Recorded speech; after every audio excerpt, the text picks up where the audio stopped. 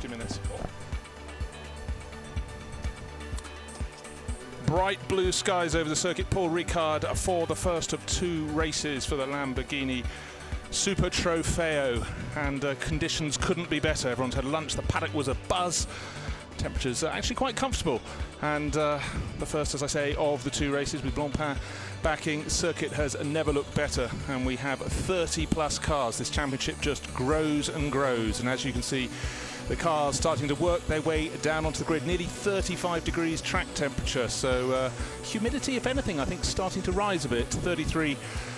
Certainly the sprint up to the commentary box made me feel the temperature that I hadn't when I was in the paddock. But fabulous grid here at Circuit Paul Ricard, a circuit on which the drivers can really stretch their legs. 5.8 kilometres, the very, very long Mistral straight, which gives them a chance to calm down after leading into the wonderful scene corner, but in between there are many, many twisty bits that will have their drivers on their toes. Let's look at the championship standings, and Patrick Kujala, 4 race victories in a row, puts him clear of Sergio Campano and Fabrizio Crestani, so looking very strong indeed, the young Finn. Crossover from single-seaters from GP3, really making a splash. Florian Spengler, one of his teammates, on 29 points, then Roman Mavlinov and Daniel Zampieri, who'll be starting on the front row for this first race, right there in the mix. But the real question is, can anyone do anything about the driver at front, Patrick Kujala? And you can see the points run all the way down into the 20s, so many, many people have got scores on the board, but the real key is that Patrick Kujala is now running off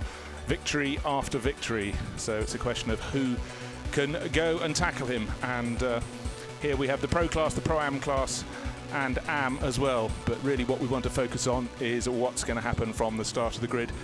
The starting grid, when they run round to that very tight left-hander, the first corning, Tourne de la Verrière, and then de l'Hôtel and du Camp, and then we go on to that long, long back straight. But right now, the drivers just assembling onto their grid positions, trying to stay cool. 34 cars out there on the grid, and the minutes will be ticking down. We'll start the race at 2:30 local time. It's about 12.5 minutes away, but the grid forming in good order. And looking down to the grid, very bright, colourful sights down there, and certainly these Lamborghinis standing out down in a paddock that has tens of millions of pounds worth of racing cars, with the feature race, the Blancpain Endurance Series, having 61 cars and a value of between 18 and 20 million pounds, we worked out. And then you add in the Ultra Car Club cars as well, and they're about £1 million a piece and more.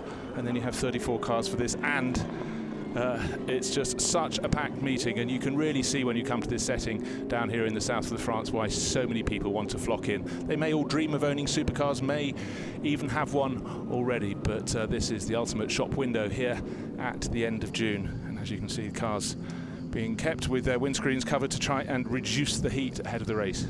35 degrees nearly out there, humidity rising, but the track in perfect conditions. Had a lot of track action this morning. There's been the 1-hour qualifying session for the Blancpain Endurance Series, and the circuit has really never been better. Of course, lots of space because you have the track and then you have the painted areas beyond. We've seen many, many drivers getting it wrong at Seine at the end of the back straight and using a bit too much of the track, but there's space there for them to do it. For this race, let's hope that everybody, however, stays on the black stuff, and certainly it's a very tricky first corner.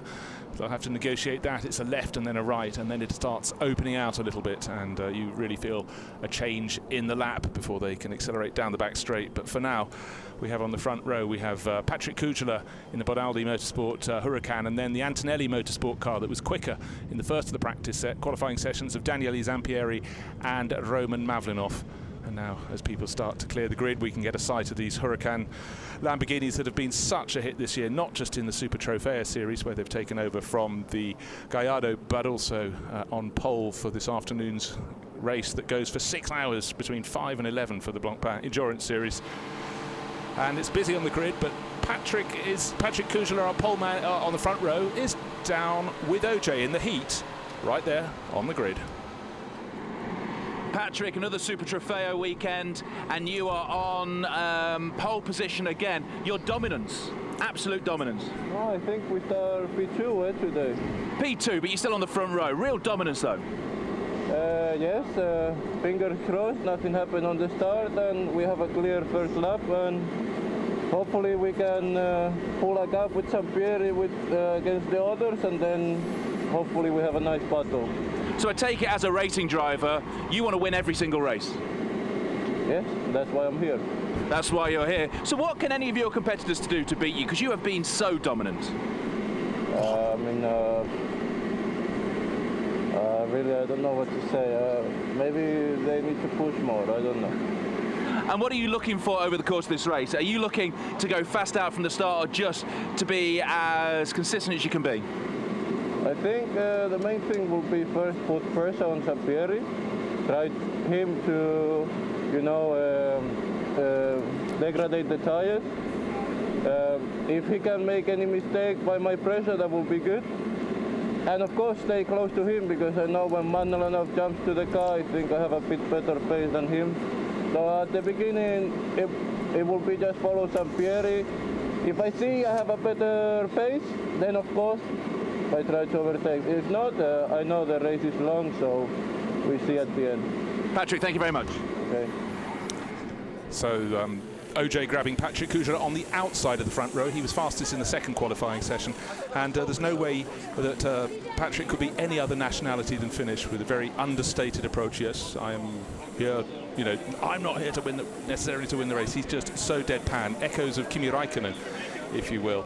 But so he's on the outside of the front row to clear up any people who just came here and saw the qualifying 2 times in which he was top of the charts. But the number 5 Lamborghini with a Pertamina livery on the side there, white, blue, very nice clear livery, white with a blue and red stripe over the top, and the green lines up the side. It's Daniel Zampieri and Roman Mavlinov on board the pole car, drawing a lot of attention. A huge number of cameras on the balconies looking down from in front of the pit buildings down onto the circuit and the grid. You can see the heat haze there. We have just 7 and a bit minutes remaining until the start of this race. And very busy, OJ down on the grid. Who's he got? Daniel Zampieri.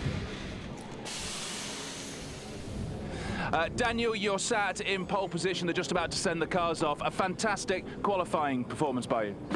Yes, the qualifying for me was really good, because we found a good setup from yesterday. We take a good lap time, so thanks to the team for the good job. Now it's important to win this race. And is today the day that we break Patrick's dominance of this series? Sorry? Is today the day that Patrick doesn't win one? Yes, it's a day. Cool, thank you, Daniel. Not too many words, but short. So lots of tension down on the grid.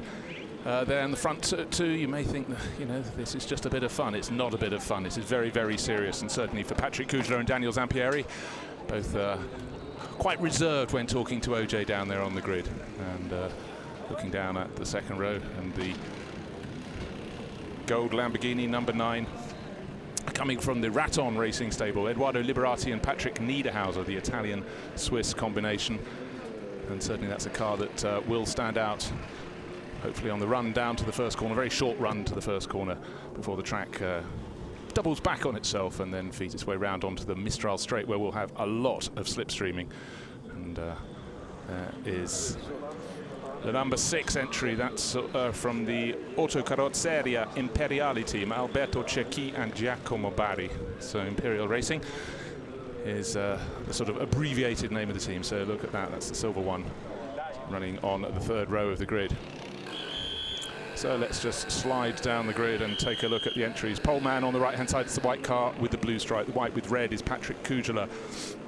Then the Raton Racing car on the left, number 9, alongside number 87, which is the Artline Team Georgia car with Mikhail Stepanov and Harold Schlegelmilch.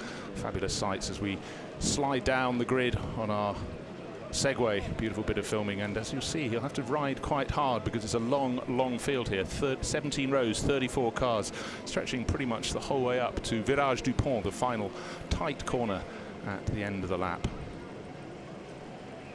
Great to see these cars now. The grid personnel have moved off. You can hear the whistles, the last few people just clearing the way, and still we work our way towards the tail end of the grid. On and on they go, but already they're starting a long way behind Patrick Kužela and Daniel Zampieri at the front of the grid. So 34 cars, bright blue skies, Paul Ricard, nice and warm, perfect conditions for racing. In fact, with a 50-minute race, they're going to get really quite warm through the course of this race, but just where they want to come racing here in the European summer. And now the last few cars at the back of the grid, all in position. The last one was Florian Spengler at the back, so look out for him, 33. He's got a long way to go, and he was ranking 3rd in the championship, so a problem for Florian. Wasn't classified in the first qualifying session, so suffering as a consequence of that. So 32 is Patrick Kujala, and on the far side, the one side away from the pit wall, we've got Daniel Zampieri, and he'll be handing over to Roman Mavlanov. He shares that car with Roman Mavlanov. So pole position, the white Huracan with the blue and red stripe up its bonnet and over the roof. Now we're going to go on the formation lap, being led away. You can see the green flags waving, and off they go. Yes, I was worried for a second that Patrick Kujala wasn't getting away clearly, but he bided his time and then is underway. So lovely sound as these cars just start to open up a little bit, not fully, just getting some heat in their tyres and travelling slowly down to the first few corners, but can't wait for the start of the race and these engines to come at full bore past our commentary position. The sun glinting off the bonnets, particularly off the gold cars from Raton Racing. They look absolutely fabulous in the sunshine here. If you've never seen a race at Paul Ricard before, the coloured stripes, the painted stripes, are outside the racing line. There are many, many derivations of this circuit, and they just echo the lines of the corner, but you're not really supposed to drive on them. We will see some cars, I'm sure, going across them. If they're deemed to have had an advantage by running off the circuit, shortcutting a corner, they may get a warning or even a punishment from the stewards, but as long as they stay on the black stuff, all will be fine. But plenty of runoff, as you can see, as the cars make their way around this formation lap, seemingly very slowly towards the end. They don't want to get too far ahead and sit on the grid for very long at all. Lamborghinis as far as the eye can see as the first few rows feed their way back around towards the end of the formation lap, and going very slowly indeed. So here's the starting grid. Let's see, Patrick Kujala is on the outside, the front row. Daniel Zampieri on pole position. Move on to row 2. It's Harold Schlegel-Milch in 87 and Patrick Niederhauser in the car alongside. Then Alberto Cecchi and Antio in the Lippert Motorsport, showing how many teams are running in this championship. Antonio Di Folco and Milos Pavlovic on row 4. Row 5, Sergio Campana, very well placed, leading the Pro-Am Series, and Moscato, also from Antonelli Motorsport, on the outside. Kay Cozzolino in 11th place, and Kelvin Snokes, the Dutch driver, in 12th. Adrian Amstutz going very well in the AM Championship, down in 14th position. You go a long way down this field and you're really still getting some great names, and we're more than halfway down the grid. Markin Eichen for Conrad Motorsport, the Swiss driver, down there in the middle. Sportec Racing, Vincenzo Sospiri Racing, of course, he was a great driver in Formula 3000. But the years go by, that was 20 years ago. And now towards the tail of the grid, Lima and Christian Leimer, ex-Bionic Racing team. Josephson up from Argentina for Bonaldi Motorsport. Bonaldi running a car on the front row, don't forget, because of course they've got Patrick Kujala up there. So the last few rows of the grid just coming through now. You can see them feeding their way back through the chicane that they will be using. They will not be using that in the endurance race later, the 6 hours. And Palmer and Bobby at the back of the grid. And don't forget, they have been very well placed in the championship so far. So a glitch for them, unfortunately. That's Jay Palmer and Matteo Bobby. So look out for the number 3. That should be coming up from the tail. So we'll look for Kujala and Zampieri leading away from the front of the grid, but also look for the Palmer Bobby car, number 3, coming up from the tail. Plenty of mirth in the pit lane, but they're the ones that don't have the pressure on. The pressure is on the 34 drivers who are coming around to go through the final sequence of corners, Virage du Lac and Virage du Pont, and report back to the grid. They don't want to be standing for too long on the grid. It is a hot afternoon, 35 degrees, humidity still rising, but very, very few clouds up in the sky. So maybe that will stop, but we know yesterday afternoon the wind really came up, and on this high plateau above Marseille, the wind certainly can blow. But right now, looking out at the trees, just gentle movements of the branches, and so I don't think the drivers will find themselves too affected as they head down that long, long straight to Scene on this first flying lap, the first lap of the race. Coming round, the formation lap nearly completed. On the right-hand side of your screen is Daniel Zampieri for Antonelli Antonelli, and then for Patrick Kujala is on the other side of the grid, the Benaldi Motorsport entry, number 32. 5 from 32, they're the numbers you need to see and look out for. There's 5 on the right-hand side of your screen and 32 on the left. So it's Antonelli Motorsport ahead of Benaldi Motorsport at the moment as they come through the final corner, through Virage du Pont, looking for the lights on the gantry. The 5 lights are red. We're waiting for them to go green, and green they go. So we're underway for the first of 2 races here, and the poleman Daniele Zampieri seems to have the lead as they go down to the opening corner. He's keeping Patrick Kujala outside of it. Kujala has a bit more speed, has his nose in front, or does he? No, but Zampieri just has enough to go first into the left-hander. So nice gentlemanly racing through that first corner. Zampieri just having enough to stay in front, and it's all fairly even behind.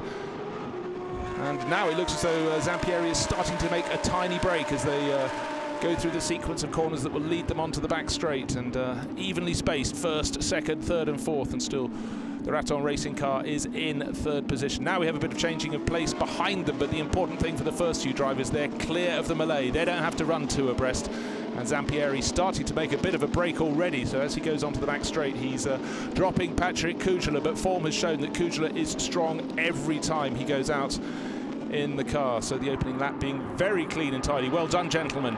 And Zampieri streaking clear as they go down the back straight. He was behind, but it's staying fairly orderly as they go through.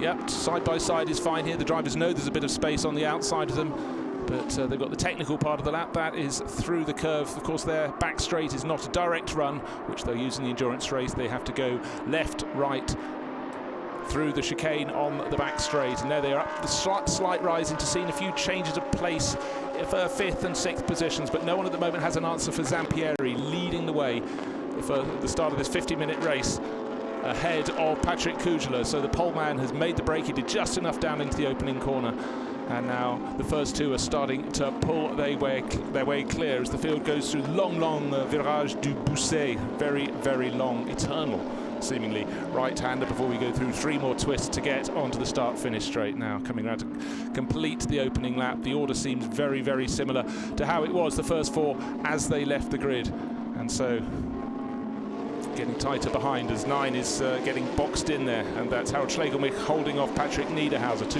very handy drivers, but coming down to complete the opening lap over the curves a little bit, and wide they go. The grid order is maintained at the front. It's Zampieri by 1 second from Patrick Kujala.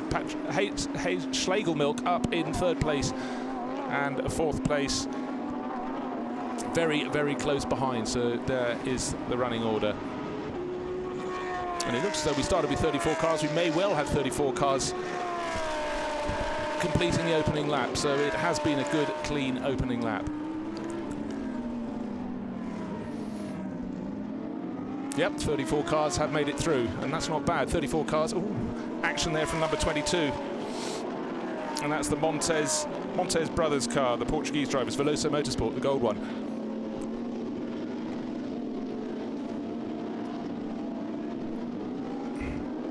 Conditions absolutely perfect, but most perfect at all if you're Daniele Zampieri, because he has made his break. Kujala can't answer him, and they've got a gap back to Harald Schlegelmilch, who's holding down 3rd place, and Schlegelmilch coming under attack.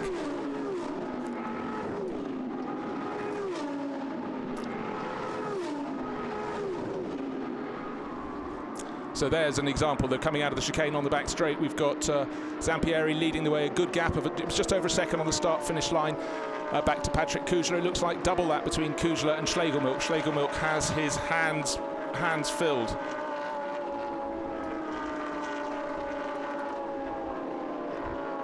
Up the hill to Scene, when you're driving it you don't feel it, but the long shot foreshortens that back straight, and it really does make it look like an incline. It does slightly help them get the braking done into the corner. Not that you do very much, you've got to carry a certain amount of speed, but a dab on the brake can be most welcome.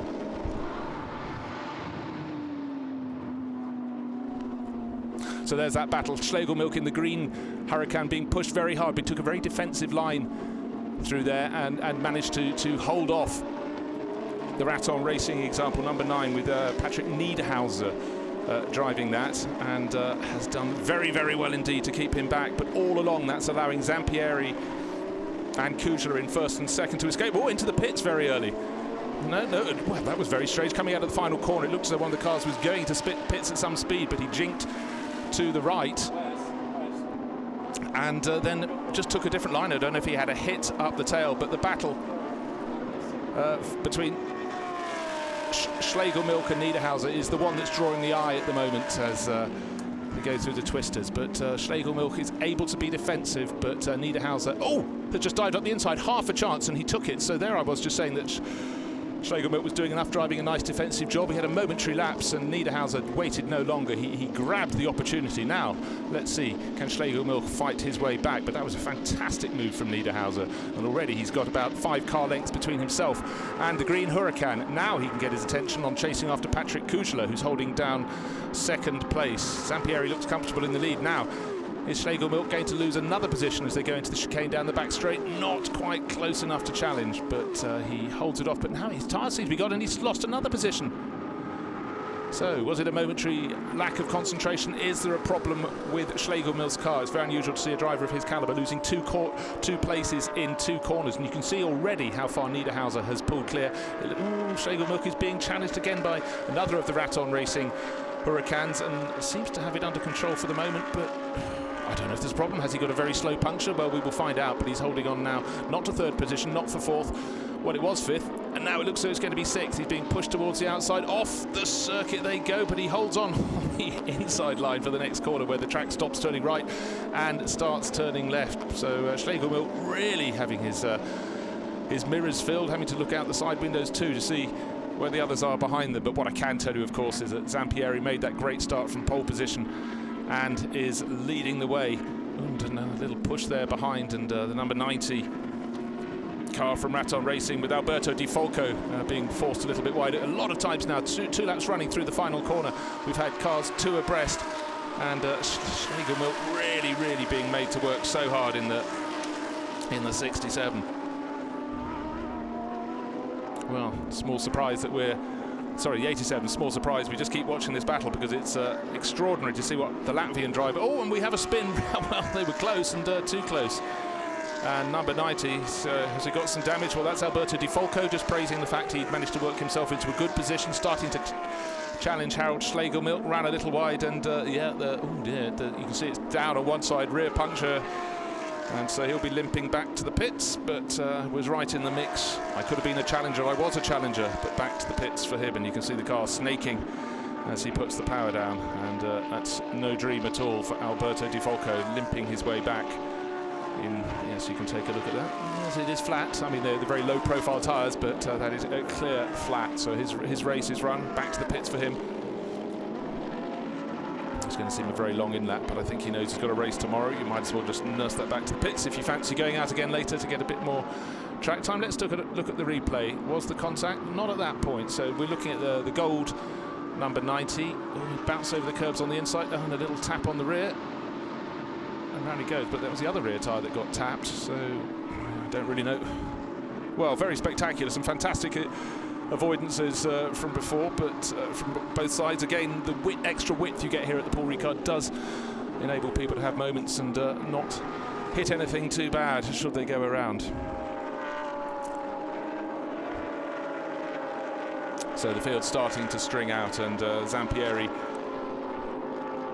leading the way, and Schlegelmilch clearly a problem with the car, because maybe it's a rogue set of tyres or something is untoward, because car after car, almost corner after corner, Schlegelmilch is being pushed further back down the field. So no dream race started on the second road, but and we have a few cars scattered at the chicane on the back straight. Looks like one of the Bonaldi cars has gone round down there. Presumably there's been contact too, and those coming behind snaking their way through the cone. So we'll keep an eye out to see if...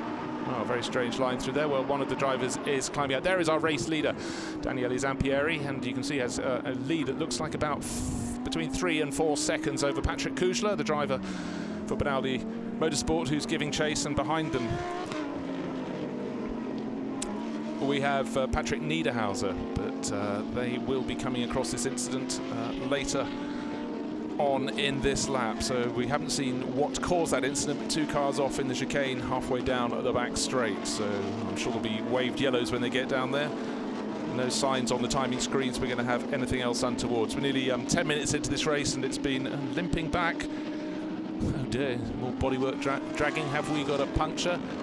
But yes, indeed, of course, we have the puncture. God, she's taken so long, the number 90 entry. That's Alberto Di Folco to get back. I presumed it was one of the sister cars from Raton Racing who'd also been hit. Still got the two Hurricanes sitting on the track, on the straight, effectively the Mistral straight. Of course, the drivers turn left, then right, then left again to go past them. The Super Trofeo race using the chicane on the back straight to reduce their entry speed into the fearsome Scene right-hander at the end of the straight, the corner, the Scene where the cars are going through right now, and waiting for those Hurricanes to be rescued from their position because they are straight ahead of the cars as they come down the back straight.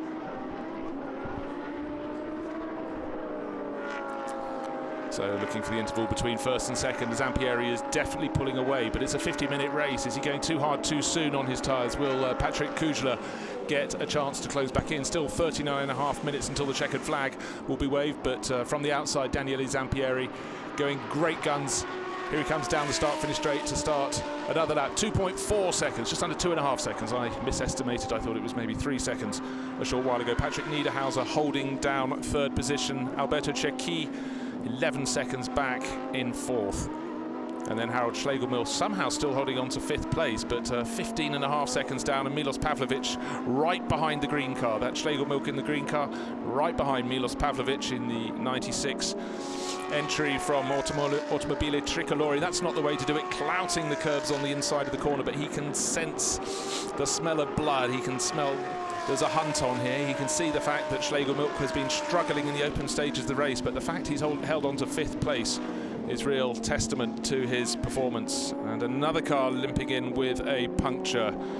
So I'm afraid there's been a little bit of contact at various points. It's still the same gold one. I keep thinking another Raton Racing, a whole lap, but I mean, he seems to have done it in the space of, well, an entire morning or early afternoon. There is one of the sister cars. That's going at full speed, but for Alberto Di Folco, that has been, Folco, a horrid lap. One moment he got bounced wide, got a puncture, bodywork damage, and he's limped his way back. There is Milos Pavlovic giving chase to Harold Schlegelmilch. There are the two cars still stuck on the Mistral straight, but of course the drivers have to go through this long looping left, right, left. And there's the number 14 in the pits. That is the entry from Sportec Motorsport, shared by Roberto Pampanini and Andreas Hodel. So front left puncture for them, but they had a shorter run back to the pits, or a quicker run back to the pits, unlike poor old Alberto Di Folco.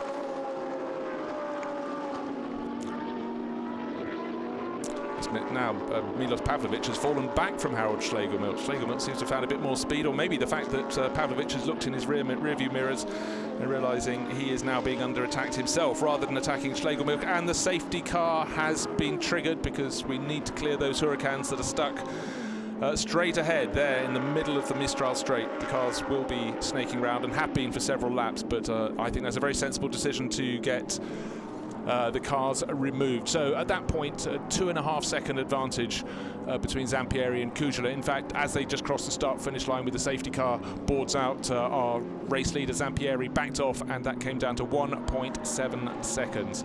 Third place is number 9 with Patrick Niederhauser. He's 5 seconds back from Kugler, and there is our safety car trying to pick up the race leader, and so he does, because right behind him, the white car with the blue stripe, is Daniele Zampieri. And so the cars have already started slowing down, still running in race order, just run down a bit further. Number 6, Alberto Cecchi, is in 4th place. 5th place is Harold Schlegelmilch, obviously struggling in the early parts of the race. 6th is Milos Pavlovic, 7th is Kelvin Snooks, and number 4 is in 8th place. That is Jesse Antilla, another Finnish driver, just completing the top 10 at the moment. 26 is in 9th place, that's the Team Lazarus entry, so Sergio Campana has made up good ground in that. And then number 16 with Kei Cozzolino on board, the Italian driver, sharing with Shinya Michimi for Vincenzo Sospiri. He is in 10th place. So a little hiatus in this race as the safety car leads us around, maybe giving the drivers a chance to assess what's been good and what's been bad, and maybe for Harold Schlegelmilch in 5th place to work out what was making his car so slow and so vulnerable to attack for several laps early in the race, where he was being picked off almost by the corner. But incidents have helped him back up to 5th place, and he did seem to be, before the safety car, pulling away that little bit from Milos Pavlovic. But when this race restarts again, when the safety car turns its lights out and withdraws, Schlegelmilch will have to do it all over again. He'll have to defend from attack from Pavlovic and the group of cars behind. So 34 cars started this race. I think we've got 30 runners still in the mix, and let's hope we can keep them that way as well. So we've had a couple of punctures. We've got the 2 cars scattered on the start-finish straight, on the back straight, and there the waved yellow flags. No overtaking, of course. The drivers can see though the boards say SC, safety car. And Daniele Zampieri coming around, leading the field. He led from pole position, never quite challenged by Patrick Kugler on that short dash to the opening corner. Got his nose in front and has kept it there, seemingly having this race under control. But of course the gap, it was 2.5 seconds. It's come down to less than that. But Patrick Kugler may fancy his chances on the restart when the pace can be dictated, though, by Daniele Zampieri. He can decide when to drop the hammer and control this race once we get underway again. So the field going around at vastly reduced speed. It's a warm afternoon, 35 degrees it was just before the start, and so it should be okay for heat in the tyres, but they do drop away very quickly when running around at this sort of speed behind the safety car. So as you can see, some of the drivers just jinking from side to side, trying to keep some friction onto the sides of their tyres to keep the heat build up to the level where they'd be really effective when they restart. And some drivers, inevitably, you see around the world, when you have a restart, when a safety car's withdrawn, some people haven't quite worked out that they haven't got as much heat in their tyres as they had before, and they failed to assess the amount of grip. Let's hope these drivers will get it just right when we get racing again. But those 2 stricken Huracans now being moved, and so it's very busy out on the track, very slow, and we're going to pop down while it's quiet to hear from Zampieri's teammate, Roman Mavlanov. Roman, it's been a good start to the race for you and your co-driver. Yeah, it was a great start, but now it's safety car. We lose the time, because before it was some gap, but when I change, I try to push, and we will see. Patrick Koala seems to have been all over all of these races so far, so have taken the pole off him. Is a great start to this weekend. Yeah, sure, it's a great start, but we try to do maximum. And sorry. Thank you very much, Roman. Thank you. So Roman Mavlanov, deep in thought, really. You know, you can see when they're sort of in the zone, they're just thinking about everything on the track. And OJ grabs him down there, but Roman's mind elsewhere, because very proud of what his co-driver Daniele Zampieri has managed from pole position. Sad, of course, that the advantage that was built up has been squandered, been reduced to a couple of car lengths as they circulate behind the safety car. Still have more than half an hour of this 50-minute race remaining. And the important thing for Zampieri and Mavlanov is that Zampieri is at the head of the pack. So there is one of the fallen. It was one of the Bonaldi Motorsport cars. It was Florian Spengler, and he's been very well placed in the championship. This will not help his cause at all, but the good news is the car, whatever the damage is, has been removed from the middle of the back straight. Off the racing line it was, but it's certainly when you come down the back straight, before you turn left into the chicane, it's sitting square ahead of you. So not what you want, not a place you'd like to leave your car. And with the speed of these Huracans down the back straight, certainly your approach speed to the 2 stricken cars would have been appreciable. So absolutely the right decision to put the safety car out, protect the marshals while they clear those 2 cars on the Mistral straight at the chicane.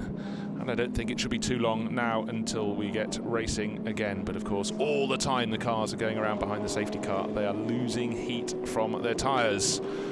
And on to another lap behind the safety car we go. So 5.8 kilometres around this circuit, and 5.8 very slow kilometres behind the safety car. So it's 5 from 32, which is Zampieri from Kugler, 9 Niederhauser, 6 Turkey, 87 is of course the car that lost so much ground at the start and really struggled. It's the Artline Team Georgia entry of Harold Schlegelmilch, the driver from Latvia. Will he have a better form this time? And then just behind him you can see Milos Pavlovic and Kelvin Snooks in 6th and 7th places. So the drivers focusing on when the safety car will be coming in.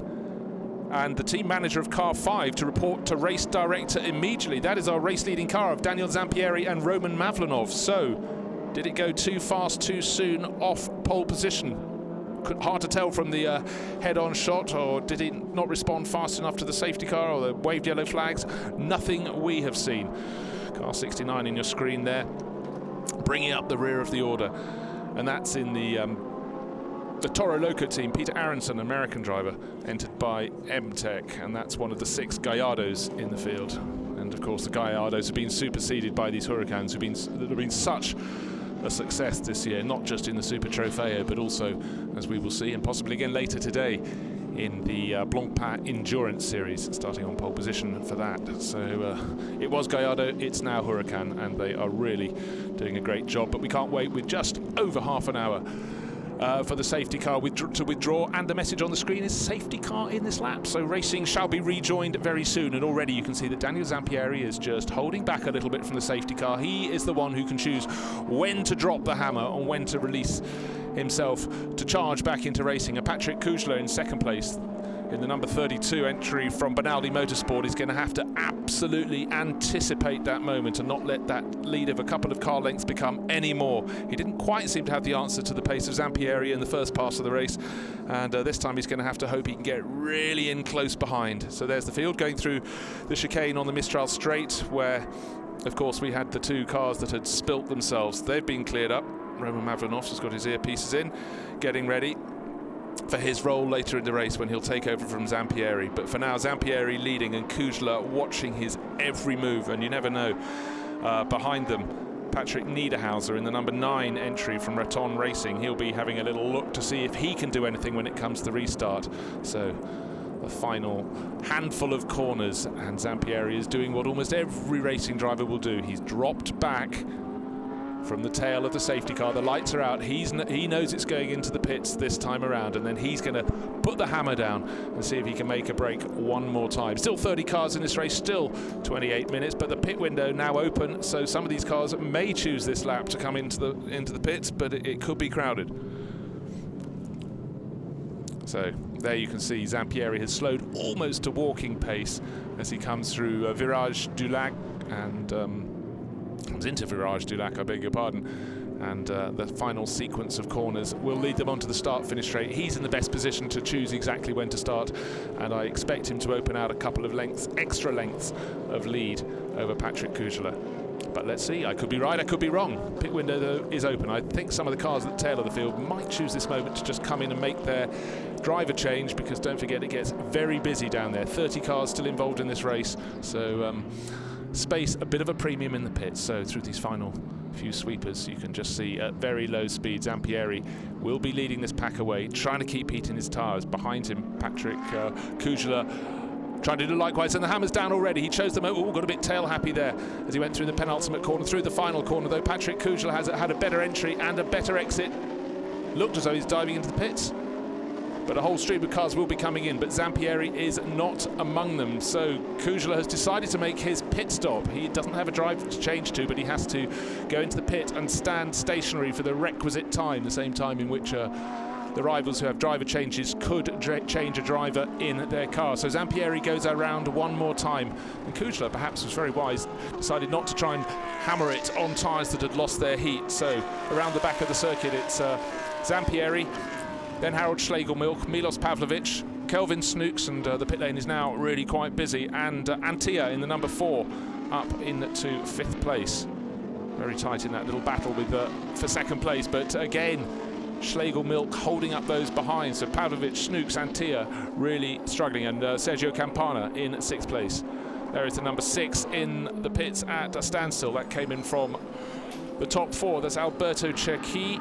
There is our race leader, Daniel Zampieri. There is the green flag, of course, racing fully underway again since the safety car withdrew half a lap back. Behind, the green car of Harold Schlegelmilch holds on to second place, but only just. In the pits after its driver change, Laura Spinelli, Marco Moscato sharing the number 15 Huracan, waiting for the requisite time to be passed. You can see all the crews have a mechanic with, or a team manager with a stopwatch telling them your time at a standstill has come to an end, whether there's been a driver change or not, and the seconds tick by agonisingly slowly for a driver just sitting there in the cockpit. But it's the same for everyone, so advantage as long as you don't get held up by a trio of cars coming past when you want to rejoin from the pit. So a couple of seconds lost for one of the chargers there, but all the top crews seem to have got in and now got out of the pits. But don't forget, our race leader Daniel Zampieri is not among them. He elected to stay out, and Patrick Kujla caught up in a bit of traffic there. That's not what he wanted. He wanted a clear exit from the pits, and the 32 seems to have been jumped in the pit lane.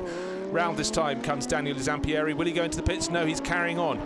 And so his teammate Roman Mavlenov will have to wait some while longer until the driver change is made. And behind we can see other people coming in at the second time of asking. The safety car withdrew. That started the pit stop cycle, and it's still going on in earnest. But Zampieri leading the way.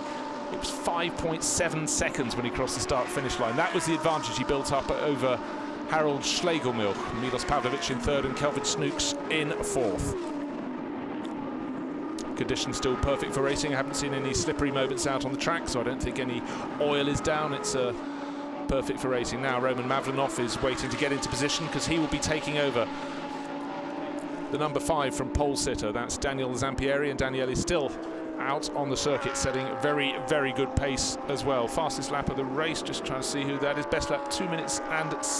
Oh, it's Daniele Zampieri, no surprise. 2 minutes, 6.0 seconds. Very, very good lap time indeed.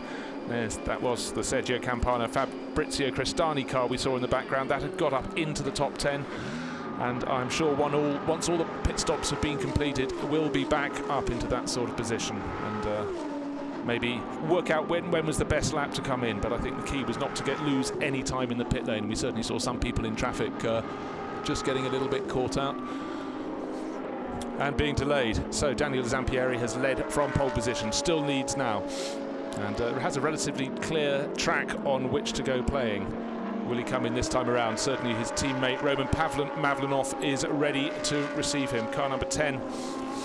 That is one of the Conrad Motorsport entries from Adrian Amstutz. He's now up into 6th place, but has yet to make a pit stop. The highest ranked car that has made a pit stop is listed as Fabrizio Crestani in the number 26 entry, but that I think is down to pit position. Ooh, big twitchy moment in the middle of the pack there. That's 88.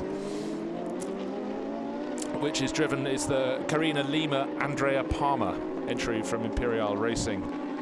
And certainly plenty of power to be put down, and very easy to get the tail out on these cars. But I must say, driver's been very well behaved so far. Why did I speak? Because as I did that, round went it's the Milos Pavlovic Raffaele Giannoni car. So that unfortunately has blotted its copybook. That was Milos Pavlovic. He was well placed in the top 6, and it was probably his in-lap. But anyhow, the man who was leading the race, Daniele Zampieri, is now out of the car, and Roman Mavlenov taking over the number 5 entry from Antonelli Motorsport. Of course, no hurry, just get the driver in. You can strap them in now, not rush too much, check the tyre temperatures. They had a healthy lead in this race, and the minimum time you're allowed to spend in the pits is the right amount of time for things not to be hurried. No tyre changes though, just a driver change.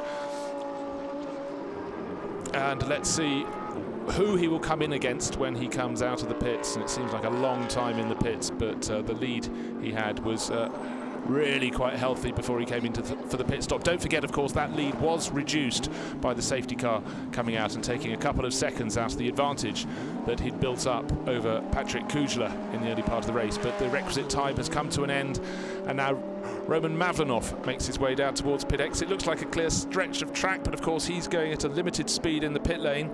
And as long as nobody comes into our picture in the background, and they're coming through the final corner, is the car that is best placed to challenge him. That is number 6, Alberto Cecchi. He was one of the first cars to pit. That's from Imperial Racing, but not in sight. And there in the background, just coming over the rise on the start-finish straight, is the car that Cecchi was driving. And now Giacomo Barri is a little twitch as he comes down to the first corner.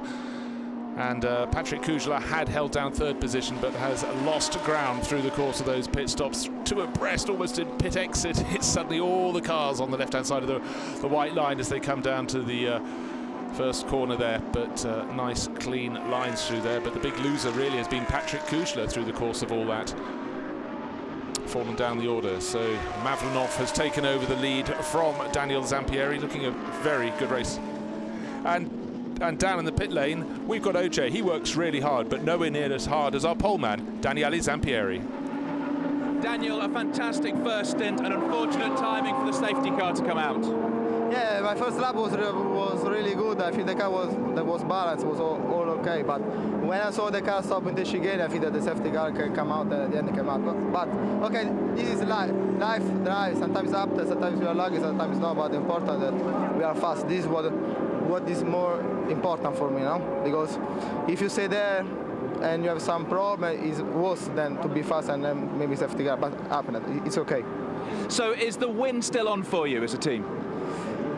I really don't know. I already don't check the place where we are, but I think that we are still in the first position. Well, go check it, and good luck for the rest of the race. Thank you. For catching up with the driver who impressed so much in the opening stint, Daniel Zampieri. Another message on my screen said there's investigation contact between cars 90 and 87. And that's Alberto Di Folco. We saw him limping back very, very slowly at 87, which was Harold Schlegelmilch, the Artline team Georgia moment. And looking at a replay over the back straight through the chicane, over the curves, quite a lot of chicanes being hit, not just chicanes, but cars as well. And I think that might be another one for the steward to take a look at. So it was sort of T-boned. One car not in any trouble at all, though, is the car on screen right now. That's Roman Mavlinov. Daniel Zampieri did a fabulous job in the lead of the race and now being chased down, but looking to be pulled away. Giacomo Barry holding down second place. Kelvin Snooks started one of the cars, and now that has dropped down the order a little bit. So number 9 still in the running. That's Patrick Niederhauser, and he's handed over to Eduardo Liberati. There's been quite a lot of changing. Some teams just seemed a bit quicker in and out of the pits, even though it's a standard time for a stop. But other drivers taking a little longer to trust their tyres, and certainly some overtaking going on at the moment. As drivers who can trust the heat in their tyres are really getting on with it. And Fabrizio Crestani doing a great job for Team Lazarus. That's the black and white number 26. Certainly gaining a few places there. So all the pit stops have been made, the pit window is closed. And the timing screens are showing a 1.8 second advantage between number 2 and number 87. Well, that must be wrong, because they've made their pit stop, and number 2 is not our race leader. That's Kelvin Snooks, Mikko Eskelinen. It's listed as that, so I have some confusion on the timing screens. And again, same place for a spin. So as soon as you praise a car, they go and upset you and upset themselves. Never praise a driver.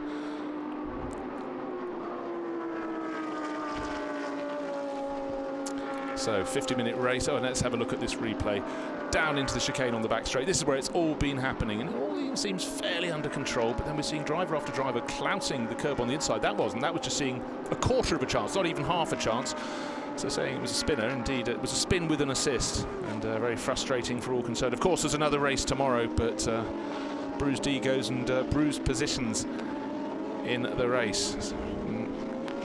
67 still going very well indeed. That's the car that's been right at the sharp end for much of the race. Kevin Eskelinen on board. So Roman Mavlinov clear by 5.3 seconds. So it's going out with every lap over the number 6 entry with Giacomo Barry. Third place, Patrick Kujala. Now, of course, he hasn't changed. He knows how the car was from the early part of the race. 7.6 seconds. So the driver who's won the last 4 races, unable to respond today. And Zampieri Mavlinov pulling ever further clear. So Kujala lost a bit of ground in the pit stop sequence, got jumped by the number 6. And Giacomo Barry building on the foundations of what Alberto Ciacchi did in the early part of the race. And in fact, they seem to benefit by coming in one lap ahead of Kujala. And well, there we go. It's a question of when you call your pit stops, turn it around as tidily as you can.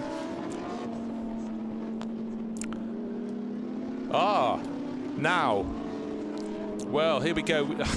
You just have to control the pace from the front. We saw a message on the screen saying car 5 under investigation. There's the team being told that it's a 3-second stop-go penalty because they came out of their pit stop too quickly, took too little time. So there we are, the race looking really easy for them, leading by 5.3 seconds. It's going out with every lap. And there, Roman Mavlinov settling into his race pace. He's got to come in and have that penalty time in the pit. So the race has suddenly turned on its head. Stop and go penalty for car number 5. It led from pole, came into the pit stop, changed from Daniel Zampieri to Roman Mavlinov, all under control, but just too quick to leave its pit stop. Gap has come down to 4.7 seconds as Giacomo Barry closes in second place, Patrick Kujala in third. But really we're talking about them being first and second unless they too are hit with time penalties. There'll be no other warnings on the screen for their teams, so you'd have to say that Antonelli Motorsport are the team that are going to have to take the rap on the knuckles. Too quick in the standard time pit stop.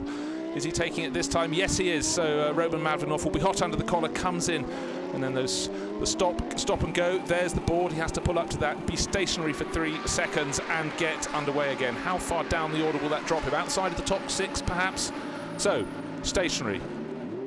1 second, 2 seconds, 3 seconds. What was that black thing he drove over? Something fell in front of the car. It looked like someone's jacket. Tyre warmer. Doubt it was a tyre warmer. But anyhow, what we can see is that he's dropped, I think, about 6 positions. Is that Patrick Kujla? And right, no, that's not. Yeah, it's Patrick Kujla, and not far behind him, I think that was Roman Mavlinov. So, back out and needing to get up to speed quickly. Can he keep that gaggle of cars behind him? Yes, he can. So Roman Mavlinov has a lot to do. By the time he crossed the start-finish line in the pits, before he even pulled over to do that stop-and-go penalty, he had dropped to 3rd place. So number 6 is leading, Giacomo Barry, ahead of Patrick Kujla in 32.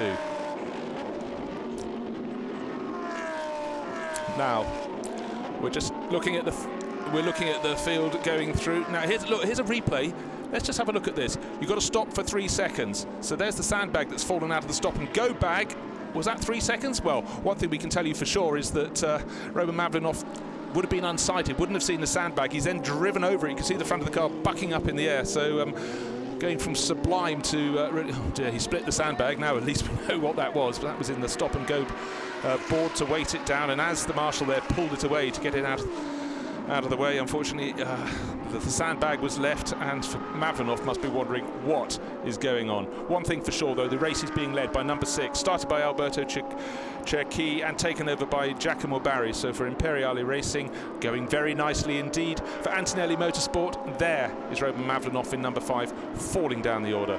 From good to bad to worse. So really 13.5 minutes remaining in the race, and there is our race leader, Giacomo Barry, looking to end the run that's been enjoyed by Patrick Kujla. Kujla is behind him, 2 seconds down, but he's won the last 4 races. But for Giacomo Barry, this could be the moment. He's got to defend that lead for the next 13 minutes until the checkered flag is shown. So the silver and green Huracan leading the way. It was 2.0 seconds, now 1.6 seconds. So Patrick Kujla shows how he has an affinity for these Huracans, hunting down, hunting. And his last lap was 0.8 of a second quicker, in fact, than the lap of Giacomo Barry. So certainly in terms of form coming into this event, if you put those two together, you'd expect Patrick Kujla to come out on top. The Finnish driver was so cool when he was interviewed on the grid there by OJ not so long ago before the start of the race, but now his dander is up. He is starting to close in. He didn't seem to have any answers for the pace of the number 5 car that led away from pole position, Daniel Zampieri and Roman Mavlinov, but now in the heat of battle he's closing in on the race leader. Giacomo Barry leading in the number 6, Patrick Kujla in 32. You can see the intervals coming down and down. The gap is being reduced and reduced more. It's 1.671 seconds at the start of the lap. So now looking down the order, you can see in 3rd place we've got the number 16 car. That's Shinya Michimi, who took over from Kei Cozzolino. And just looking down the classes, we're looking to see who's leading. Number 13 is our driver, who's leading the way for sport in the AM class. Jürgen Krebs for Sportec Motorsport. That's a nice livery car. I think that is him. Let's have a look as he goes past. Yes, I think it was. A flash down into... So he's done very well, worked himself comfortably into the top 10 there. 1.4 seconds down on the car ahead. So another position perhaps to be gained. But don't forget, double race this weekend, a race today and a race on Sunday. So a chance for a good run to be echoed the following day. But a driver who really needs a good run now is Roman Mavlinov, down in 7th place. He's trying to hunt down Mikko Eskelinen, who's in the number 2 entry from Lippert Motorsport. But what I can tell you, the gap between 1st and 2nd is remaining fairly constant. But the bright green car, very interesting actually, looking at the wings on the car. It looks as though our AM leader has got a fair bit more wing angle than his others. It might just be the colour of it, just looks a bit different in the sun. A lot of the others have very black wings, but we'll take a look at that. What you could see in that frame though is Roman Mavlinov is now right on the tail of the number 2 of Mikko Eskelinen in the battle for 6th place. But he does seem to have a lot more wing angle on that. But again, it might be certainly that wouldn't help him down the Mistral straight, but through the twisty bits, that will be a big benefit. Right, gap between first and second, another 2/10 have come off that. And 5th, 6th and 7th, that's Adrian Amstutz there in the blue and turquoise car, then Mikko Escalainen, and behind him there is Roman Mavlinov. Now, looking at the Pro-Am standards, Adrian Amstutz, just mentioned him, he's in 5th place overall. We just saw his car white, green and blue, or turquoise and blue, and he's in the best place to increase his points advantage in that. In the Pro-Am Championship, 5th place at the moment, and he's quite a distance down on 4th, but it doesn't matter, he'll take the maximum points in class. So Amstutz in 5th place overall, leading the class, and Roman Mavlinov trying to pick his way up the order, gaining a place here, a place there, and he's just picked off Mikko Escalainen, and now he's setting off after Adrian Amstutz. I'm sure he's got the pace, but the clock is ticking down. Under 10 minutes remaining until the checkered flag comes out. This is a race that Daniel Zampieri and the driver you can see on screen going into the chicane should have had in the bag, but for Roman Mavlinov, not his fault. Too short a time in the pit stop. So he then came back in and then hit the sandbag when serving the punishment. So when things go bad, they go really bad. Another message on the screen. Car 15, your team manager, that's Antonelli Motorsport, Loris Spinelli, Marco Moscato. Report to the stewards. Under investigation also for contact between his car and number 33, the Benaldi Motorsport entry of Florian Spengler. Those are the two that went off on the middle of the back straight at the chicane. And Patrick Kugler now really getting close indeed to Adrian Amstutz. Number 6, Barry is still leading the race, but Patrick Kugler just half a second down now. I think this is the battle to draw our eyes. The silver and green number 6, Huracan, leading the way. The driver from the outside of the front row, Patrick Kugler, getting closer and closer. Another good lap for Kugler, the Finnish driver, 2 minutes 6.9 last time around. And Barry leading the race, the silver and green Huracan, 2 minutes 7.7, so 0.8 of a second ripped out of him. Of course, the old adage is getting close is one thing, getting past is quite another, but Kugler should have the racecraft, and a slight understeering moment there from our race leader, Giacomo Barry. Of course, traffic ahead of them, and is Kugler going to be able to carry more momentum in the corner should our race leader be delayed and our race leader take him well off the circuit? You're not supposed to be on the blue stripy stuff. I think that might not be seen to be a good thing to be doing. Anyhow, not my decision to make, but they both got round the back marker. But you'd have to say that our race leader took a little bit of an advantage by leaving the circuit in the early part of the lap. Still leading the race. Barry, another little twitch from him at the chicane, and Kugler seems to have a little bit more life in his tyres, or certainly is getting his car to handle better out of the chicane. Again, it doesn't look a long run up to scene, but that's foreshortened by the camera angles. But I think now we're getting to the point where Kugler is getting close enough on this next lap to maybe make a move. He's certainly going to be putting pressure on the race leader, trying to make him make a mistake, both slightly wide through Seen there, and then going through Le Beausset, which goes on and on, keeps turning right. Who's got more life in their tyres as we run through this final 10 minutes of the race? Kugler seemed to be on slow burn at the start of the race, but he's come stronger and stronger. Of course, this should really be the battle for second place, not the battle for the lead, but Roman Mavlinov brought into the pits for that stop-go penalty. They'd already had the lead reduced by the safety car. Now it's been completely compromised by the stop-go penalty, and Mavlinov has made his way back to 6th place. He's now very close to Adrian Amstutz, may even get him this lap. It may even be a change of order on the lead this time around. Still leading the race, crossing the start-finish line to complete 17 laps, Giacomo Barry, but right in his wheel tracks. You can almost not see him behind. Is Patrick Kugler. He's won 4 races on the bounce across the last 2 meetings for the Lamborghini Super Trofeo. Can he score another? Has a little look at the inside. He's doing exactly the right thing. Make Barry guess where he might be. 0.185 of a second was the gap between them. Then 10 seconds further back, we've got Shinya Michimi in the 16 Huracan, and then Eduardo Liberati, another second or so back behind him in the number 9 entry from Raton Racing. But all eyes on the lead battle. Giacomo Barry holding off Patrick Kugler.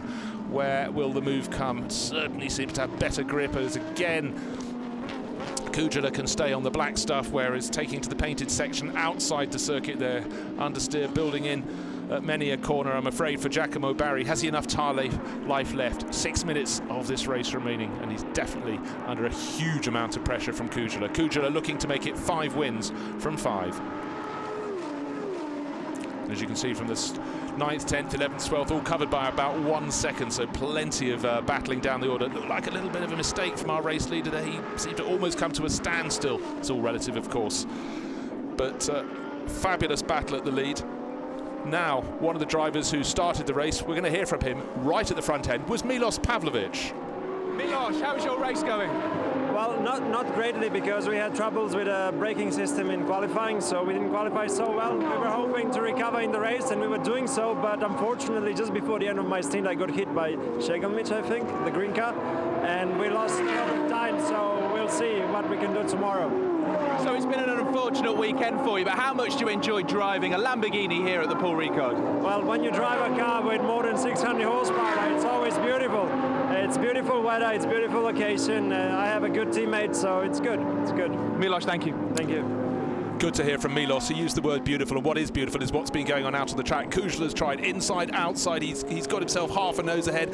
Better line out of the final corner, and he's made it stick over our previous race leader in the number 6, Giacomo Barry. He tried that corner, that move for about 5 consecutive corners, never quite enough to get ahead, but eventually Barry just ran out of grip, ran out of track through the final corner. Virage du Pont, and using a stronger racing head, the answer that was almost inevitable to the question, will Patrick Kujla hit the front, is yes. He's done it, and his team delighted on the pit wall. So Benali Motorsport are having reason to start thinking they might be having victory celebrations. 4 minutes until the checkered flag is out, and as I said, catching up with the race leader was one thing, passing was quite another. He's proved capable of doing both of those, and the gap is listed as 0.355 of a second between Kujla and Barry. That was on the start-finish line. That is only going to increase. So it's Kujla, Barry, Shinya Michimi third, Eduardo Liberati in 4th place. Roman Mavlinov has got past Adrian Amstutz, the Pro-Am runner, into 5th place, but he has no answer. He's got about a 13-second differential between himself and Liberati. So I think 5th is the best that can be achieved by Roman Mavlinov. It could have been so much more. Looking there at number 31, that's down in 11th place, going well indeed. That's Simone Pellegrini, who's been such a strong runner in Super Trofeo circles for some while now. And right behind him we have the number 18 entry, another one from Vincenzo Sospiri Racing, and that's Oliver Ray up from Australia, enjoying the battle here at Paul Ricard. We just heard Milos Pavlovic saying what a delight it is to race at this big, wide open circuit, and certainly in weather conditions like this, the cars look brilliant, the drivers having plenty to occupy them out on the circuit.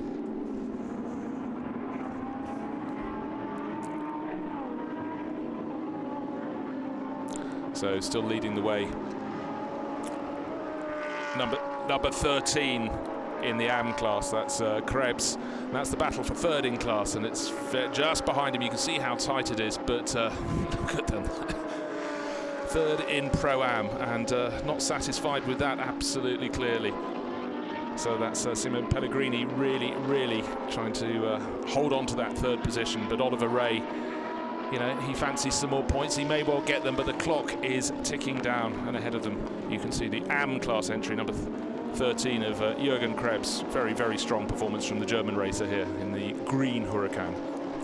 Just over 2 minutes remaining. The gap between 1st and 2nd is just half a second, but gosh, this battle. We know you can go side by side through these corners because we've seen Patrick Kujla do it in his battle to get Giacomo Barry. At the moment, Oliver Ray just not quite close enough to do the same, but again, we've seen drivers going a little bit too deep into that final corner. Pellegrini wasn't one of those. He did just enough to get the power down, but look how Oliver Ray right under his rear wing. 1 minute 44 until the checkered flag is shown, so this lap and perhaps one more behind them. Gosh, looking left, looking right, going around the outside. Has he enough grip to make it move? Well, what a great move there for Oliver Ray. And I think very gentlemanly from Pellegrini to not push deep into the corner and challenge him. So into the closing minutes of the race, Kujla, Patrick Kujla, 4 wins on the trot. Can he make it 5? Number 4 car, you can see there, that's Isaac Tutumlu for Lippert Motorsport. Took over from Finnish driver Jesse Antia, and being pushed very hard by number 2, that's Mikko Eskiläinen, the Finnish driver. A handful of Finnish drivers, and he's sharing the number 2 that was started by Kelvin Snooks. So 2 Lippert Motorsport entries, but certainly fighting their corner, the bragging rights within the Lippert Motorsport camp. But the biggest bragging rights of all should be going at the moment to Patrick Kujla. number 32, there's your man, Benaldi Motorsport, into the final minute. He's leading the race on the start-finish line by half a second. That's enough. You don't need to win by any more than that. A brave battle from Giacomo Barri in the silver and green Huracan, but he was passed and just doesn't have an answer to come back. It did look as though his tyres were a little bit more tired, but for the penultimate time, there'll be time to start one final lap down the start-finish straight. One more time goes Patrick Kujala. Has he increased advantage? I think it stayed pretty much the same. Let's have a look. Oh, he's found 0.3 of a second, 0.89 of a second as they go on to their final lap. The Finnish driver Patrick Kujala leading away from Giacomo Barri. Good run from Barri. Took over from Alberto Cecchi, whereas Patrick Kujala took over from himself. He didn't get out of the car, had to be stationary for the mandatory time before being released back into the race. But the important thing, the team waited long enough, whereas the team that had been leading the way, Antonelli Motorsport, released their driver, Roman Mavlinov, after he'd taken over from Daniel Zampieri just too soon, were brought back in for a stop-go penalty. Only 3 seconds they had to be stationary, but that was enough to drop him down to about 8th place. Mavlinov has made it back into 5th place, so we'll pick up some points. And there's our Pro-Am leader, number 10. That's Adrian Amstutz, running in 6th place. What a strong race for the Swiss driver. He's really done a great job. Adrian Amstutz for Conrad Motorsport, and looks very safe in that position. He's 1 and a bit seconds ahead of the Team Lazarus entry, with Fabrizio Crestani chasing him down. And still this battle in the Pro-Am class goes on, but Oliver Ray made that move at the first corner. He's made the escape, and that's been worth it. So up into 2nd place in class, Mikko Escalainen is 2nd in class, Oliver Ray is 3rd in class, Simone Pellegrini down to 4th in the Pro-Am class. So smiles all round, but most notably for Benaldi Motorsport on the pit wall. Patrick Kujala leading the way around this final lap. Great shots, wonderful reflections here at the Paul Ricard circuit. But our race leader, Patrick Kujala, running untroubled at the front of the field. Oliver Ray still doing a great job, the Australian driver, further down the field. Shinya Michimi running 3rd in the number 16 for Vincenzo Sospiri. But our race winner is coming around. He's not a winner until he crosses the start-finish line, but he's negotiating the traffic, keeping out of trouble, keeping clear of Giacomo Barri. And out of the final corner comes Patrick Kujala. He's 2nd in that little grouping. It's the white Huracan with the red flashes up the wing. There's the checkered flag. So victory for Kujala, 2nd place for Giacomo Barri, and then some way back should be Shinya Michimi in the number 16 to take the checkered flag. But 1.8 seconds was the gap between 1st and 2nd. 12.8 seconds further back, Shinya Michimi, and Edoardo Liberati another 2.5 seconds behind in 4th place. 5th place should go to Roman Mavlinov ahead of that driver, Adrian Amstutz. You can see Mavlinov crossing the finish line now, cursing the fact he had to come in for that stop-go penalty.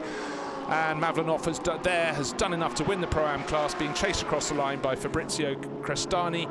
And behind him, that's the black car, should be Isaac Tutumlu. Mikko Escalainen should be next. He is indeed, and the AM honours should be won by the car in 10th place, and it is Jürgen Krebs taking that in the number 13 entry for Sportec Motorsport, the Swiss team. Pellegrini holds down 3rd place. He gets 3rd place back on the penultimate lap, held it on the final lap from Oliver Ray, so that chopped and it changed. But either way they looked at it, their rival in class, Adrian Amstutz, was finishing half a dozen places clear of them. You can see Pellegrini in 11th place, Ray in 12th. Very close indeed between the two of them. But the honours belong to Patrick Kujala in the first of their 2 races here at the circuit Paul Ricard.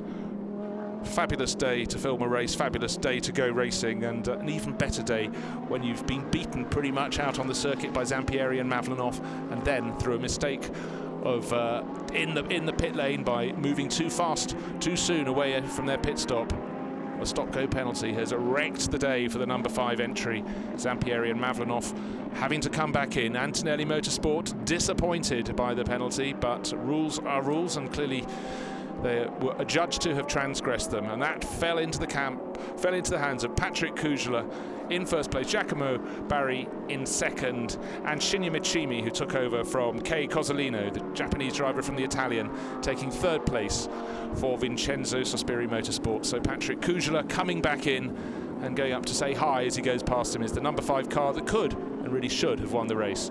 but they're in a hurry to get back to the pits. But Patrick Kužler savouring the moment as he does his slow in-lap, and will report back into Parc Fermé. The flag's waved by the marshals. Obviously, Kužler knows he's won the race, but just when you're a racing driver, that's a fine sight at the end of a good race. He had to fight for it, had to make his way back up from 3rd place after the pit stop, looking for a bit of pickup on his tyres, running off the edge of the circuit there, and will be reporting back to the pits very soon indeed. But when the racing was underway, he did the right job, stayed on the circuit. There's Adrian Amstutz, who went to win the Pro-Am class in a very creditable 6th place overall. 2nd in class in the Pro-Am class was Mikko Escalainen, and 3rd was Pellegrini. So Patrick Kužler won the race by 1.8 seconds from Čechý and Barry. They were well clear in the end. Mishimi and Kozolino came on top of out on top of the battle with Liberati and Niederhauser. Zampieri and Mavlinov in 5th place, cursing the stop-and-go penalty. Did enough to work their way past Adrian Amstutz, who won the Pro-Am class.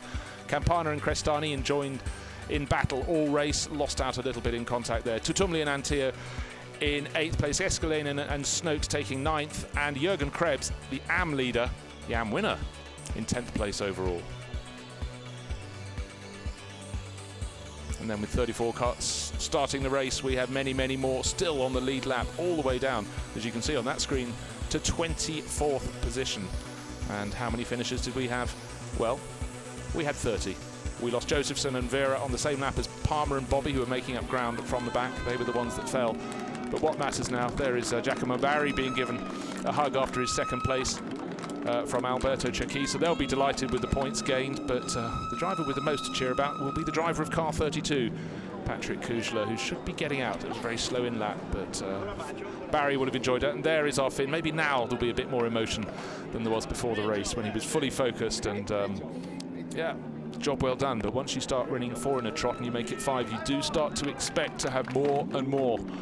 Can he do the same on Sunday? Well, let's see, and certainly you'll feel that Zampieri and Mavlinov will have a say in that. They had their disappointment today. The stop-go penalty cost them dearly. Ended up down in 5th place when a victory could have been theirs. But it is what it is. The penalty was served. 5th place was the maximum number of points they could take away from today. But Giacomo Barry and Alberto Čechý very satisfied with their 2nd place, and they got to have a good race too. Certainly Barry, as he was hunted down, did not give in easily to Patrick Kužler, and will have enjoyed that battle very much indeed. So tensions and spirits running high, lots of applause and patting on the back down there in Parc Fermé. Lots of happy drivers, certainly not if you're in the number 5, but Patrick Kužler will very much be one of the happy crowd down there. 5 on the trot, that's the sort. He had a 20-point championship lead. And we're going to find Patrick Kužler. Why not find the happiest man of all? Patrick, down in the pits. Patrick, it wasn't your usual way of leading from the front all the way through the race, but was this win more satisfying for you? Yeah, I have to say yes. It was hard work.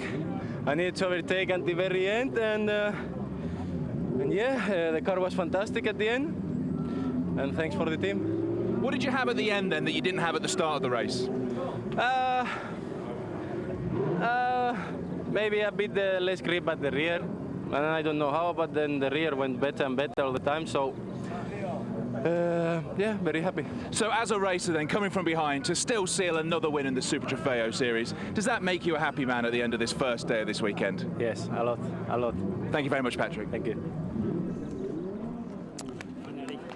Well, as Patrick walks away, I just see another message on the bottom of my timing screen. Patrick was driving car number 32, and it's under investigation for contact with car 18, which was the Oliver Ray Giacomo Faccioni car that finished pretty well in 12th place, well placed in Pro-Am. So that must have been around the time of the pit stops, but we'll wait and see. But for the moment, Kužler won the race from Giacomo Barry and Alberto Čechý. Shinya Michimi and Kei Kozolino cementing 3rd place. So an all-action race. Some highs, and definitely, if you're Antonelli Motorsport and its drivers Zampieri and Mavlinov, some lows. So there is the result. Kužler winning by 1.839 seconds from Čechý and Barry. That's in the pro class, of course. We had some interlopers. Adrian Amstutz in 6th place. Overall, isn't in that table there because he is in the Pro-Am class. So you can see points down to Defolco. Well, Defolco lost. He lost out early on, one of those who was involved in a collision. But Kujala, yet more points in the bag, extending that lead. Czeki and Barry very happy with their second place. Not just because they were close to Kujala, but because they have picked up the points for second. All very useful. So looking ahead to Sunday, first race out of the way for them, but for Kujala, another maximum point score.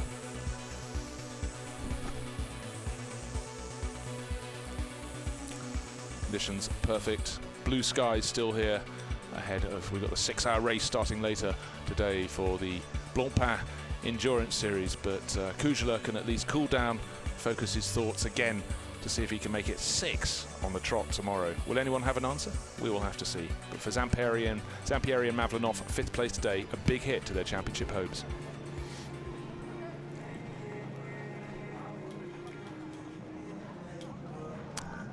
Just waiting for the drivers to come up to the podium. And any of the drivers stepping up there will have had a hard afternoon of work, and will have enjoyed that very much. And it's all the better when you work for it. But we discussed how the tyre life was saved by Patrick Kujala, and it really showed as he hunted down Giacomo Barry. Drivers will be exchanging notes out there, or maybe keeping a few secrets themselves, because, as I said, we have another race on Sunday. But for today, the race is run. Patrick Kujala has taken another maximum points haul.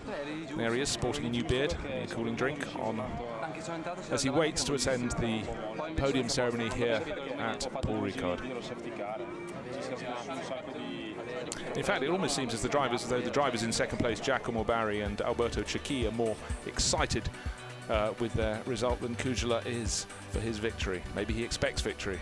Pro-Am standings, Adrian Amstutz, 6th place overall. He really deserved maximum points haul there for that. Mikko Escaladen came home nearly 12 seconds down in the number 2 entry from Lippert Motorsport, and 3rd in the Pro-Am class. Another 5 and a bit seconds back was a Pellegrini, and they will all be making their way up to the podium as well. So many stories to tell. 21 laps, but of course we had the collision that brought out the safety car, while the 2 fallers, who obviously clashed on the entry to the chicane on the back straight, had their cars cleared away, and then the drivers effectively had another race all over again. And that, as soon as the cars were released, some decided to dive straight into the pits to make their mandatory pit stop. And now in the AM class, 10th place overall went to the 13 entry of Jürgen Krebs. That's from Sportec Motorsport. Leimer and Jenny in the 63 entry from X-Technology Swiss R&D, Cedric Leimer and Laurent Jenny. And the number 12 entry from Conrad Motorsport, Amir Krenzia, coming away with the points for 3rd place. But as you can see, Krebs was 22 seconds clear of his compatriots in the class. Very close between Krenzia and the 99 entry of Mikhail Spiridonov, but no one had an answer at all for Krebs. Well clear. So, highlights. Well, where do you start? There was so much to choose in this race. It was all calm before the start. The 34-car field coming through the final sequence of corners. The red lights on the starting gantry, waiting to see who would make the better start. Would it be Patrick Kujala, or from pole position would it be Daniel Zampieri? The lights went green and the 34 cars rumbled their way down to the first corner. It looked as though Kujala had enough in hand, but he was on the wrong line, outside line, and then Zampieri went across the nose of Schlegelmilch to hold down first position. Pole position became the lead of the race, a swerve or two out of the final corner there. But this battle between Schlegelmilch in the green and the gold car of, oh dear, round he goes from Raton Racing. That was, of course, was Alberto Defolco. Led to that big spin, and then the 2 clashes on the middle of the back straight. They had to be cleared up. That left Zampieri leading the race still, waiting for the safety car to release them to go racing again. He decided to carry on racing, whereas Kujala dived straight in to make his pit stop. He had a nice clean one, but did lose a position in the pits, and then behind other drivers trying to get a quick in lap, and there was a certain degree of contact at various points, including at the final corner. For 96, that was a really annoying moment for Milos Pavlovic before he handed over to Raffaele Giannoni. And then Patrick Kujala had lost ground in the pits. He had to make his way back up the order, and so he did. And behind there was contact, and cars going around at various points. Now look at this. This is a stop-go penalty. The pit stop for number 5 was too quick before Mavlinov took off. He then had that 3-second stop-go, hit the sandbag that was at the bottom of the stop-go sign, and there was the battle for second place that became the battle for the lead because of that stop-go penalty. And Patrick Kujala hunted down Giacomo Barry, and as you can see, a better exit from the final corner gave him victory in the race. But Barry and Cherki very happy with second place. And now up on the podium we have the smiling faces. Kujala will be on the top step. Second place, Barry and Cherki, and then Mishimi in third place with Kei Cozzolino. So 5 happy faces on there, and I think he might allow himself a smile.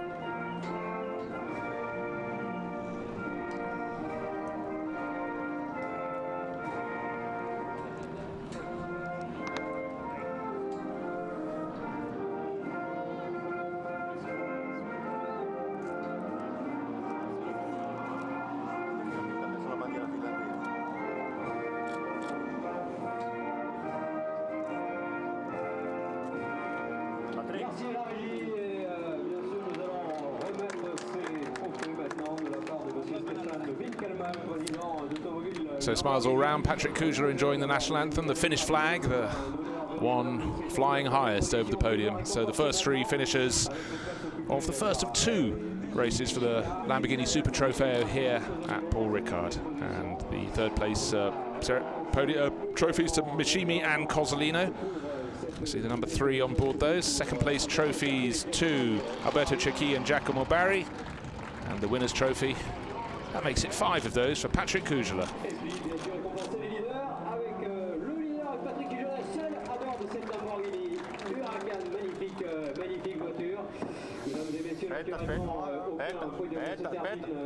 So we know what follows the trophies. The driver's just waiting. You can see the wind picking up this afternoon. The flags, the 2 Italian tricolores and the Finnish flag blowing fairly lustily above the podium.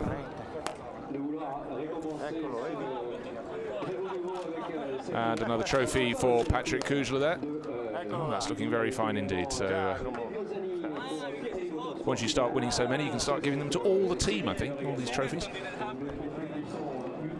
And Patrick Kujala seemingly not having enough hands for everything he's been given. So another good afternoon's work, but Patrick saved his tyres, came good at the end, and a photo for the drivers together with their trophies. I know they're itching to open the champagne, but Kujala took the signal, and the 5 drivers. Of course, Kujala drove solo in this race, didn't hand his car over to anyone. Stopped for the mandatory time in the pits, and that was the important moment. A drink of champagne and a little spray, so first part of his enterprise here at Circuit Paul Ricard is completed. You can enjoy a quiet night and then come back and try and make it 2 on the trot here and 6 overall. Let's see though, it's certainly far from a clear conclusion, but Patrick Kujala, the form man in the Lamborghini Super Trofeo.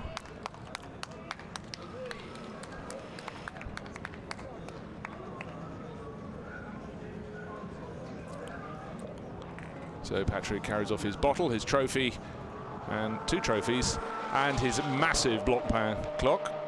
You can have one in every room pretty much now at this race of victory, but a lot of fans here for all forms of supercar racing.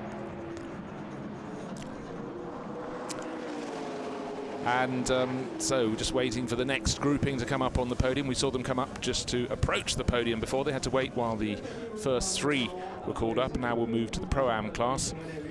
And the first driver up should be Adrian Amstutz, who finished an amazing 6th place overall for Conrad Motorsport. And applause all round.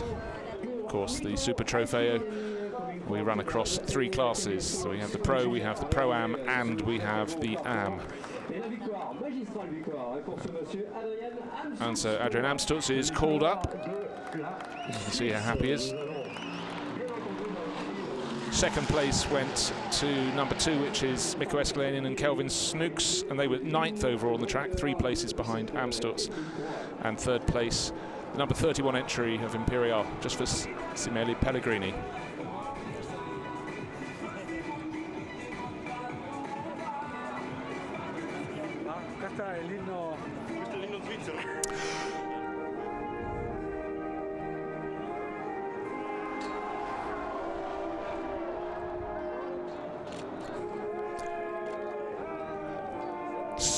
So, delight there for Adrian Amstutz. He's taken the Pro-Am honours and a job well done. 6th overall, coming back again tomorrow.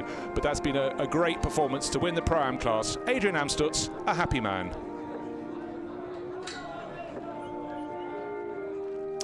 And for those of you still with us, let's stay for all the podiums. We'll complete this one for the streaming.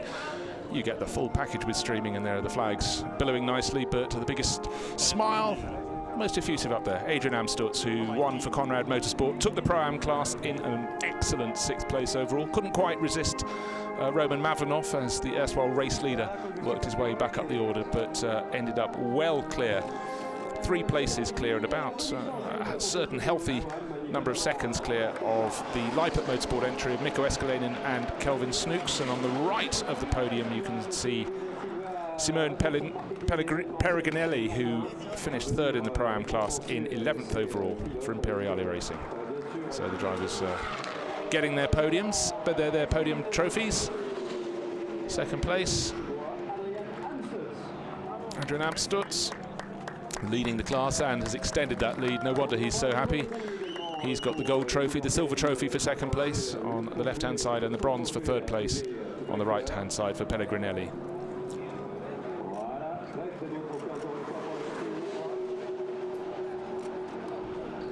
So gathering them together, we still have the AM class podium to come. But as you can see, conditions perfect here at Circuit Paul Ricard, as you would expect in the south of France at the very end of June. And everything going according to form. The only thing not going according to form today really was the pit stop, the under-length pit stop for Zampieri and Mavlenov. Blew them the lead of the race. Is there enough drink left in that bottle to spray? No, perhaps a little drink, but job well done. 6th place overall, victory in the Pro-Am class for Adrian Amstutz. He's got his Blancpain clock trophy as well.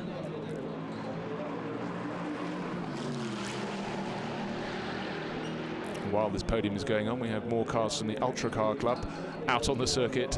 None of them have a value of less than £1 million, and as many McLaren P1s as the eye can see, including a P1 GTR, my first sighting of one of those cars. So Paul Ricard super busy with supercars this weekend, and still busy on the podium. We have to wait for the amateur class podium, and that will be led up by Jürgen Krebs, who finished a commendable 10th place overall for Sportec Motorsport. You can see the drivers all waiting to have their moment on the steps. The top 3 finishers in the AM class.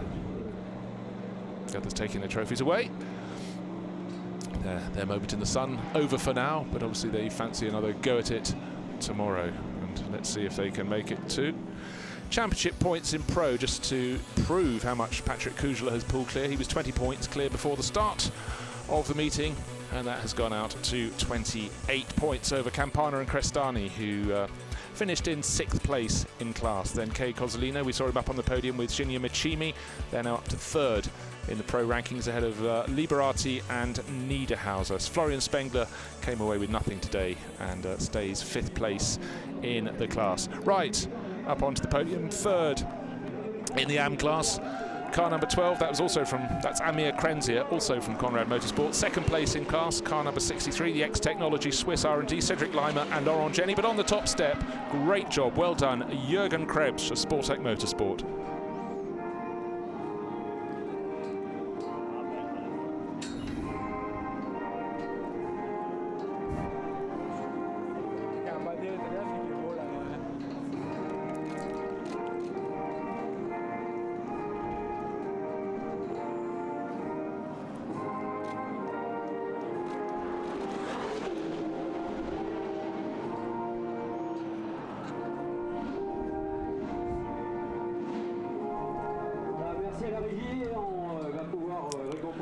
So the German national anthem for Jürgen Krebs, 10th overall victory in the AM class. So just remains for the trophies to be presented.